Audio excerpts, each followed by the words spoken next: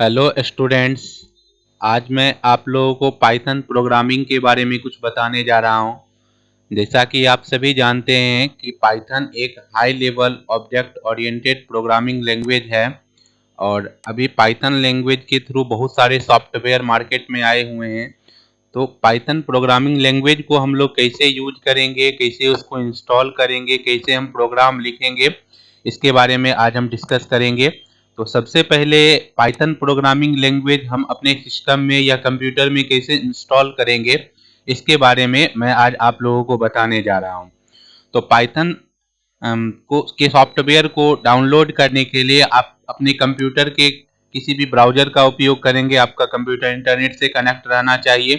तो जैसे मैं यहाँ पर गूगल क्रोम ब्राउज़र का उपयोग कर रहा हूँ, तो गूगल क्रोम ब्राउज़र में मैं गया और यहाँ पर पाइथन का सॉफ्टवेयर डाउनलोड करने के लिए हम यहाँ पर लिखते हैं python.org।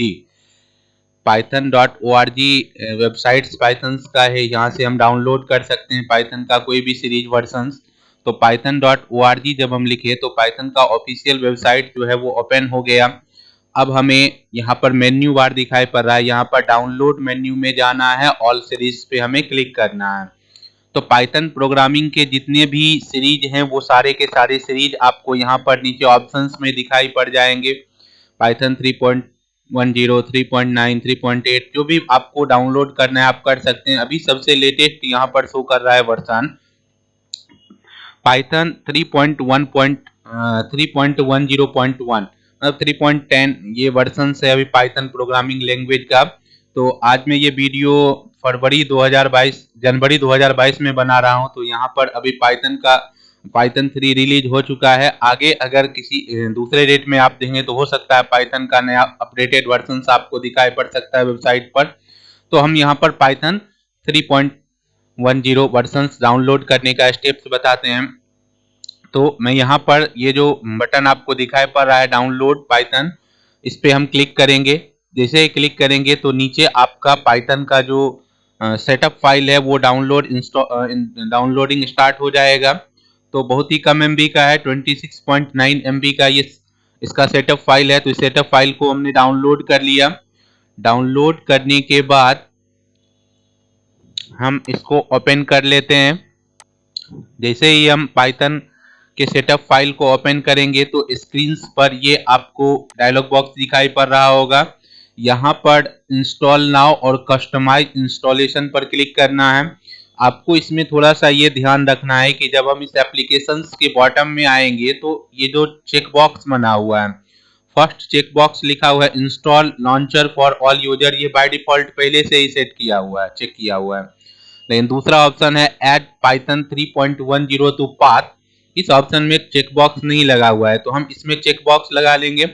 इसका फायदा क्या होगा कि हम अगर आगे कमांड प्रॉम्प्ट के थ्रू भी अगर इसके आईडी को यूज करना चाहे, इसके इंटरप्रेटर को यूज करना चाहे तो हम यूज कर सकते हैं। तो इस पे चेक बॉक्स लगा देंगे, हम लोग टिक कर देंगे और उसके बाद यहाँ पर इंस्टॉल नाउ जो ऑप्शन है इस पे क्लिक कर देंगे।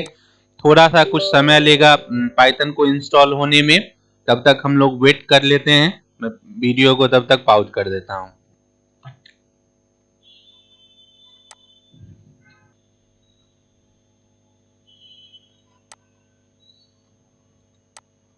तो पाइथन का इंस्टॉलेशन लगभग कंप्लीट होने जा रहा है।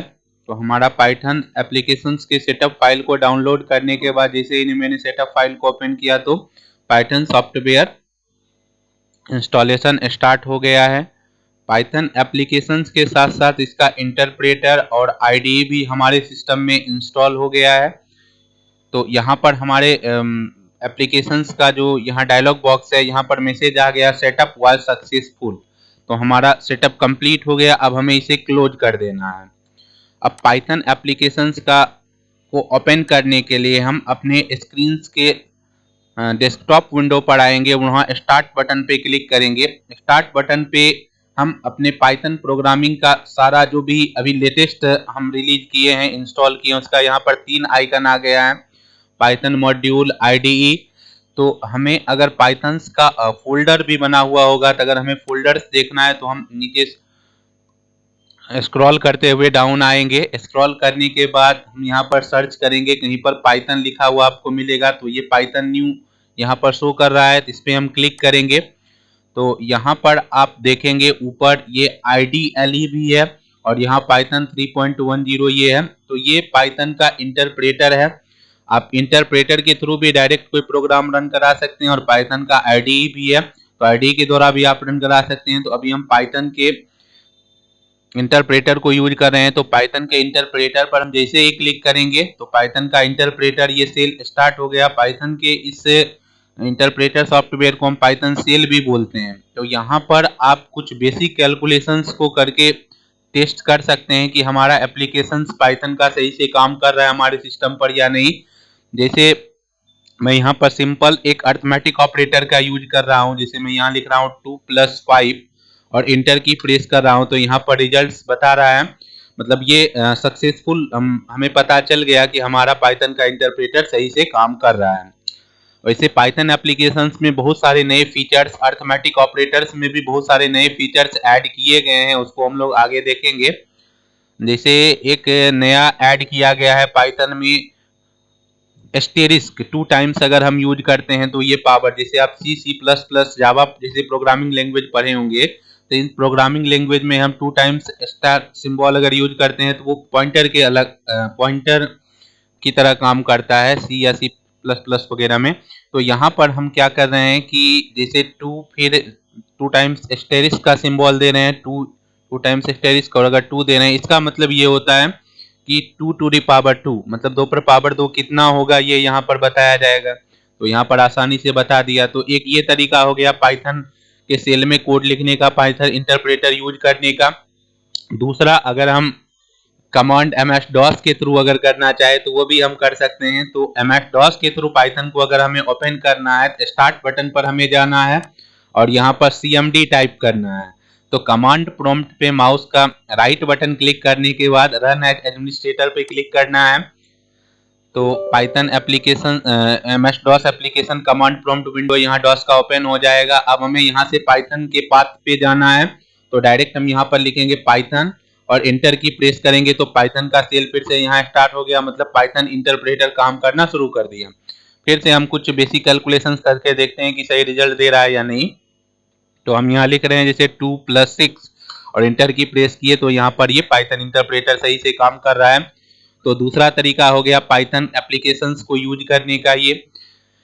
तीसरा तरीका हो जाता है आपके पाइथन के IDE को यूज करें। पाइथन के IDE को यूज करने के लिए आप स्टार्ट बटन पर जाएंगे और स्टार्ट बटन पे जाने के बाद आप प्रोग्राम्स के लिस्ट में पाइथन को चूज करेंगे। पाइथन फोल्डर कहीं आपको लिखा हुआ मिलेगा।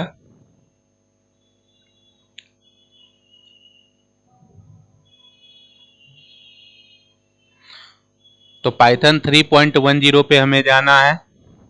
इस पे आने के बाद यहाँ पर एक IDLE का आइकन नजर आ रहा है। इस IDLE के आइकन पर जब हम क्लिक करेंगे तो पाइथन का IDE व्हाइट बैकग्राउंड का यहाँ ओपन हो गया। तो यहाँ पर भी हम वही कैलकुलेशंस करके बेसिक करके चेक कर सकते हैं मेरा पाइथन काम कर रहा है या नहीं।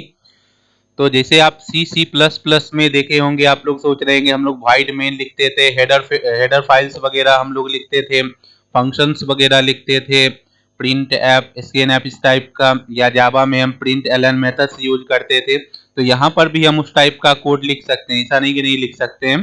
तो उसके लिए थोड़ा हमें उसका स्टेप्स जानना पड़ेगा। तो हमें इसमें भी नया एक फाइल क्रिएट करना होता है। तो न्यू फाइल क्रिएट करने के लिए हम यहाँ पर फाइल में जाएंगे और न्यू फाइल्स पे क्लिक करेंगे। अब यहाँ पर हम एक जावा का प्री डिफाइंड मेथड यूज कर रहे हैं, प्रिंट एंड। तो इस मेथड्स को यूज करने के लिए हमें यहाँ पर टाइप करना है प्रिंट और ब्रैकेट के अंदर डबल कोट में हम लोग यहाँ पर कोई भी मैसेज अगर प्रिंट करना चाहते हैं तो वो प्रिंट करा सकते हैं। जैसे हम यहाँ लिख रहे हैं वेलकम इन पाइथन प्रोग्रामिंग, तो हम यहाँ पाइथन प्रोग्रामिंग लिख दिए वेलकम मैसेज प्रिंट करने के लिए। उसके बाद ब्रैकेट क्लोज कर दिए। इसके बाद हम इस फाइल को सेव कर देंगे। हम कहीं भी इस फाइल को सेव कर सकते हैं और उस फाइल पे डबल क्लिक करके उसके आउटपुट स्क्रीन को हम देख सकते हैं। तो फाइल में जाएंगे, सेव या सेव एज में जाएंगे।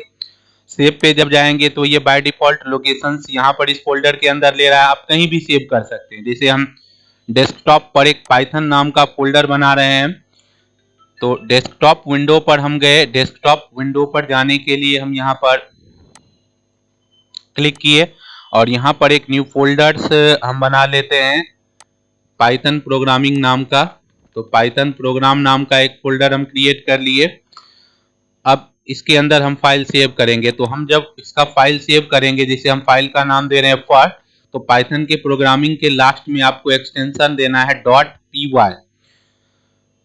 ठीक है, यहाँ पर पाइथन फाइल्स बाय डिफॉल्ट ले लेता है, लेकिन एक्सटेंशन आप फिर भी py दे देंगे, ज्यादा अच्छा रहेगा। और एक सिक्योर वे है कि आप फाइल का जो नाम देंगे उस पर डबल कोट ओपन करेंगे और लास्ट में डबल कोट क्लोज कर देंगे। ज्यादा सिक्योर माना जाता है ये वे फाइल को सेव करने का। तो सेव कर दिए हम ये। अब हमें आउटपुट इसका देखना है। इसको हम फाइल को मिनिमाइज कर रहे हैं।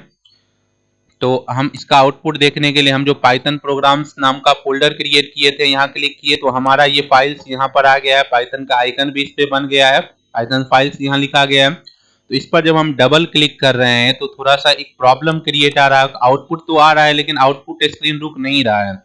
तो इसके लिए हम क्या करेंगे, जो पाइथन के सील है उसमें जो हम कोड लिखे थे पाइथन स्क्रिप्ट का, तो यहाँ पर हम उसको रोकने के लिए एक इनपुट मेथड यूज कर रहे हैं। इनपुट में जाने के बाद हम यहाँ एक मैसेज टाइप कर रहे हैं, प्रेस एनी की टू एग्जिट, ये हम यहाँ पर लिख रहे हैं। अब हम यहाँ इसको सेव कर लेते हैं उसी फाइल्स को। तो सेव करने के बाद हम इसको मिनिमाइज कर देते हैं। अब हम पाइथन का वो पाइथन फाइल्स को जब क्लिक करते हैं तो आपको आउटपुट स्क्रीन ये नजर आ रहा है पाइथन का, वेलकम इन पाइथन प्रोग्रामिंग, और इनपुट मेथड आउटपुट स्क्रीन को भी पाउज किए हुए है, प्रेस एनी की टू एग्जिट्स। तो ये बेसिक मैंने आप लोगों को बताया कि पाइथन प्रोग्राम को, सॉफ्टवेयर को हम कैसे इंस्टॉल करेंगे और पाइथन के प्रोग्राम को कैसे हम पाइथन स्क्रिप्ट लिखेंगे और पाइथन के प्रोग्राम को रन या एग्जीक्यूट कैसे कराएंगे। तो आज का क्लास यहीं तक, धन्यवाद।